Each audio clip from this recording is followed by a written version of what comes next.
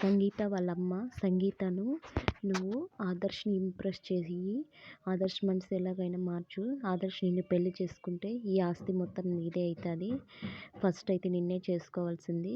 ఆ ముకుంద నువ్వు చేసుకోవడంతో నిన్ను చేసుకోలేదు. ఇప్పుడైతే ముకుంద చనిపోయింది కదా, ఇప్పుడు మళ్ళీ మనకు అవకాశం వచ్చింది.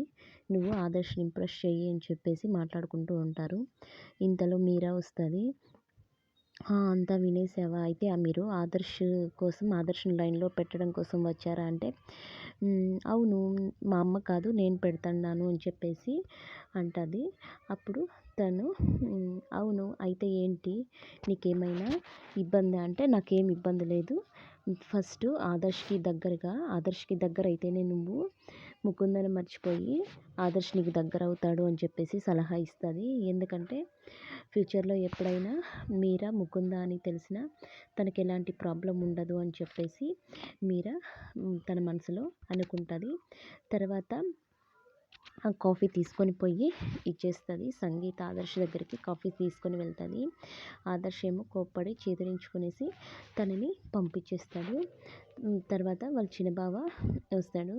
ఏంటి చిన్నబావ అంటే ఇక్కడి నుంచి ఎందుకు వస్తున్నావు అంటే, ఆదర్శ్ బావకి కాఫీ ఇస్తే తీసుకోలేదు అంటే, వాడికి బెడ్ కాఫీ తాగే అలవాటు లేదు అని చెప్పేసి అంటాడు. సరే బావ నువ్వు తాగు అని చెప్పేసి కాఫీ ఇచ్చేసి వెళ్ళిపోతుంది.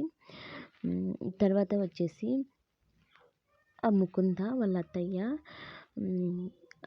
అక్క భవానీ దగ్గరికి వెళ్ళేసి, అక్క ముకుంద చనిపోయి ఏడాది దాటుతా ఉంది, మనము పెద్ద కర్మ చేయించాలి, పంతులు గారితో మాట్లాడాను అక్క అంటే, సరేలే పెద్ద కర్మ చేయించేస్తే తన ఆత్మ శాంతిగిచ్చి తన ఆనవాళ్ళు ఏంటివి లేకుండా పోతాయి, మనకు మంచి జరుగుతుంది, ప్రశాంతంగా ఉండొచ్చు అని చెప్పేసి భవానీ అనుకుంటుంది. తర్వాత వచ్చి పంతులు వచ్చి పెద్ద కర్మకు అన్నీ సిద్ధం చేస్తాడు. వీళ్ళందరూ వెళ్ళేసి పెద్ద కర్మ చేయించాలని ఇంట్లో అందరూ వెళ్తారు. ముకుంద వల్ల నాన్నను కూడా రమ్మని చెప్తారు.